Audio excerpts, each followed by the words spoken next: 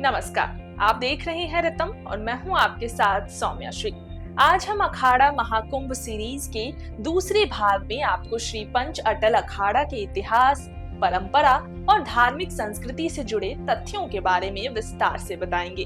हम जानेंगे कि कैसे पंच अटल अखाड़ा ने अपनी समृद्ध परंपराओं को संजोते हुए धर्म और आस्था की रक्षा की है और ये कैसे भारतीय संस्कृति का अभिन्न हिस्सा बना।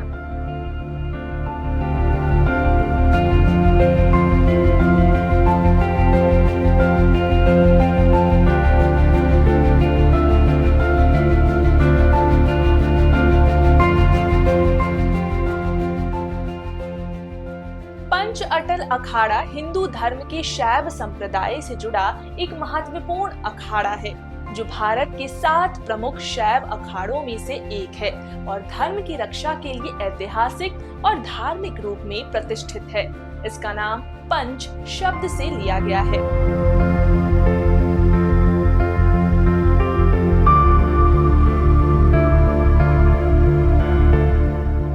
अटल अखाड़ा के नागा साधुओं ने औरंगजेब को यहाँ पर परास्त किया, बाबर को परास्त किया, अकबर को परास्त किया, उसको खाली सेना लेकर वापस उठा।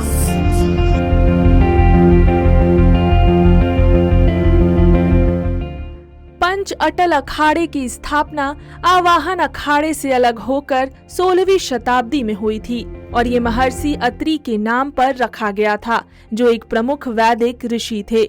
हालांकि इसका वास्तविक ऐतिहासिक महत्व आदि गुरु शंकराचार्य द्वारा 550 ईस्वी के आसपास स्थापित होने से जुड़ा है। इसका मुख्यालय काशी के कतुआपुरा में है और इसकी मुख्य पीठ गुजरात के पाटन में स्थित है।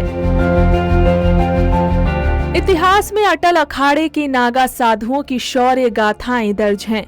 इन्हीं साधुओं ने मुगलों और अन्य विदेशी आक्रमणकारियों से अपनी मातृभूमि की रक्षा के लिए जंग लड़ी थी। विशेष रूप से 14वीं शताब्दी में जब खिलजी और तुगलक शासकों ने भारत पर हमला किया, तब इस अखाड़े के नागा साधुओं ने सबसे पहले उनका सामना किया और वीरता से उनका विरोध किया।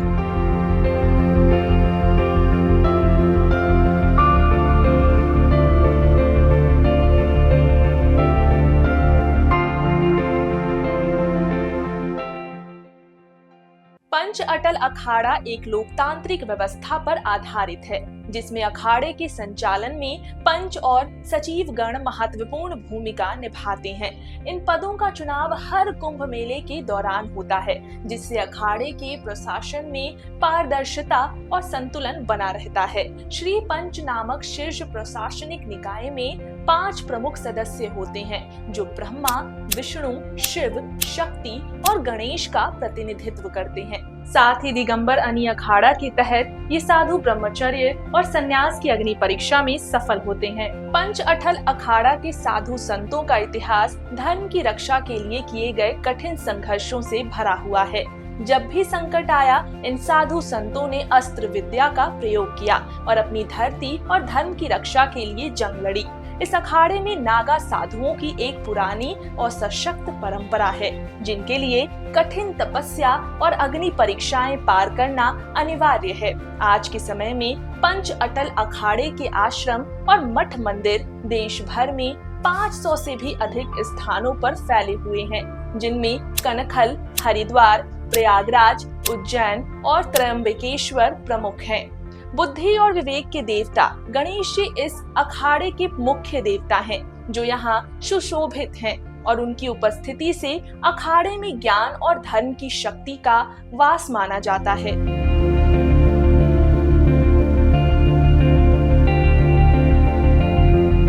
क्या है कि अखाड़े की एक परंपरा होती है, मड़ियाँ होती हैं। उन मड़ियों के लिए जो उन मड़ियों के साधु होते हैं उनके लिए अलग अलग जगह बनाई जाती है। उस मड़ी के साधु वहाँ, उस मड़ी के वहाँ, इस प्रकार से सबके लिए व्यवस्था की जाती है अखाड़े में, और भोजन आदि की व्यवस्था होती है, पूजन आदि। नागा लोग तप करते हैं धूना जलाकर, उनके लिए लकड़ी आदि, तो वहाँ अखाड़े में ये सब प्रबंध किए जाते हैं। कि सबसे पहला अखाड़ा है अटल अखाड़ा, और अटल अखाड़े के नागा साधुओं ने बड़ी कुर्बानियाँ दी हैं अपनी। मुगलों के समय, बाबर के समय, औरंगजेब के समय उनसे लड़ करके, शस्त्रों से उन्हें हरा करके हिंदू सनातन धर्म के मंदिरों को जो है क्षतिग्रस्त होने से बचाया। काशी विश्वनाथ को भी एक बार वहाँ पर उन्हें क्षतिग्रस्त करते हुए उन्हें युद्ध करके भगाया। बाद में उन्होंने इस अखाड़े के साधु नागाओं को एक षड्यंत्र के तहत सारे अखाड़े के नागाओं को इकट्ठा कराकर एक कूटनीति के द्वारा कहीं पर बुला करके, ऐसा सुना जाता है कि विष देकर सबको भी मरा डाला। क्यों?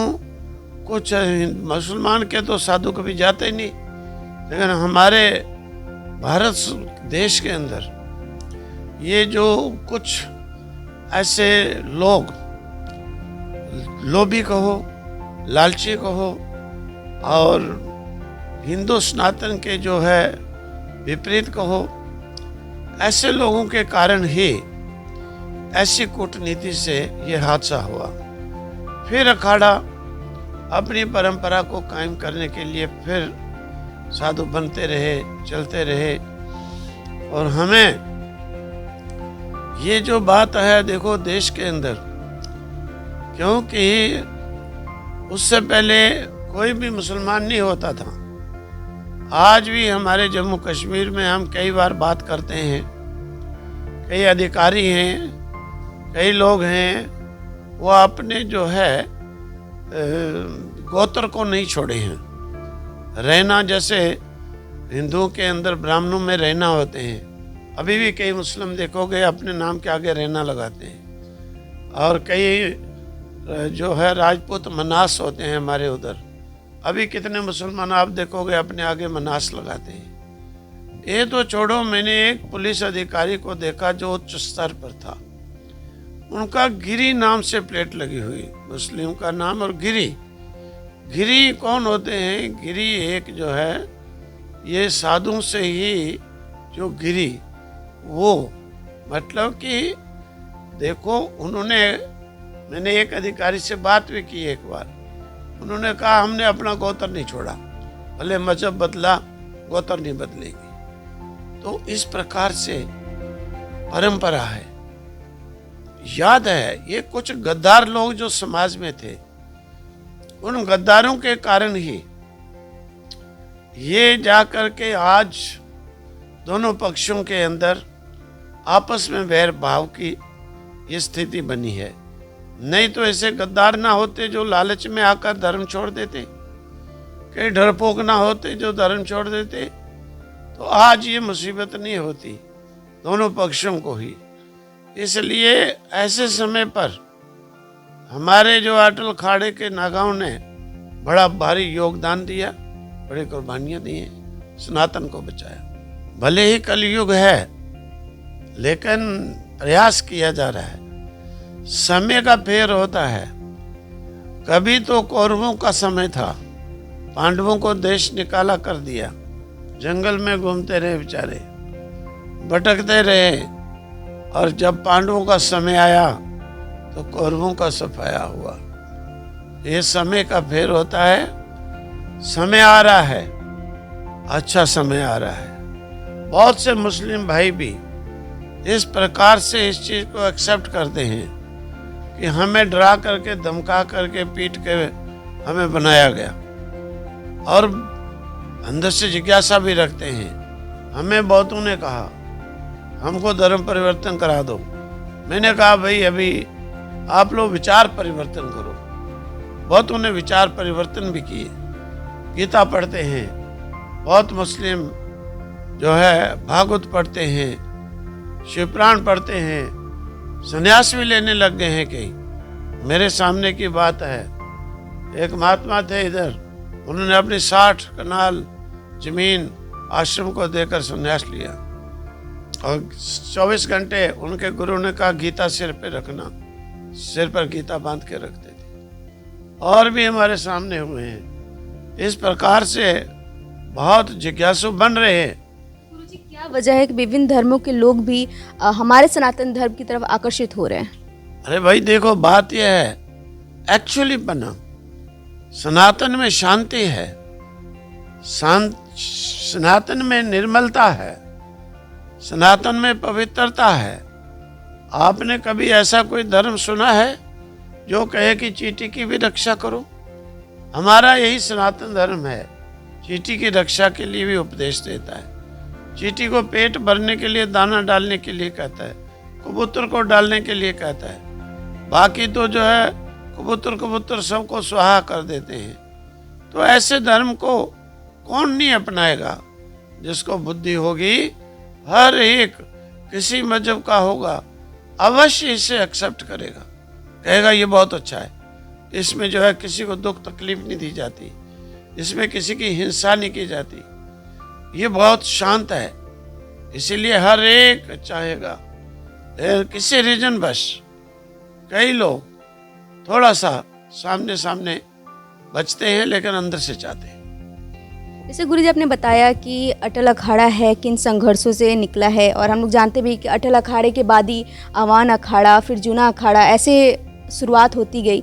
लेकिन हमें ये जानना है कि प्रेजेंट टाइम में अगर कोई हिस्सा बनना चाहे, अटल अखाड़ा से ये जुड़ना चाहे, तो किन इम्तिहान से उनको गुजरना पड़ता है? क्योंकि ये मात्र एक ऐसा अखाड़ा है, बाकी अखाड़ों में साधु संत बनते हैं, इसमें ये साधु संत की सेवा की जाती है। देखो, बहुत अखाड़े आप देख भी आए होंगे, तो यहाँ पर ये प्रणाली है, हमारे पूर्वजों की चली आ रही है। यहाँ पर जो नागा बनते हैं, अभी हम 24 तारीख को संस्कार दीक्षा करेंगे अटल अखाड़े में, नागा बनेंगे, सन्यासी भी बनेंगे कई। तो हमारा जो माप तोल होता है, देखा जाता है कि किस प्रकार की थिंकिंग वाला है, कैसा ये अपना आगे जीवन अदा कर सकेगा। जो परफेक्ट होता है उससे संन्यास दिया जाता है।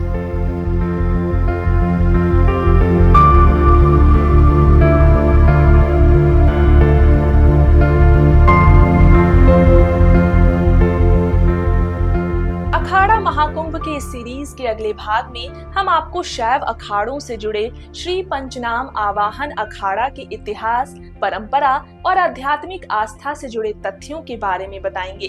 देखने के लिए जुड़े रहें।